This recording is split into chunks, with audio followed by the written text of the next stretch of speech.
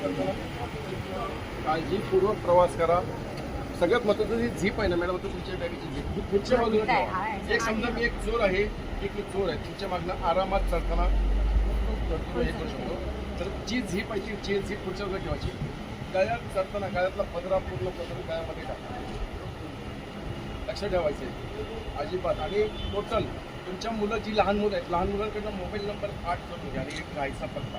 एक mobile number नाही, एक मोबाईल नंबर बंद पडला तर अल्टरनेट दुसरे असे 2-3 नंबर मुलांकडनं पाठवा. प्लॅटफॉर्म क्रमांक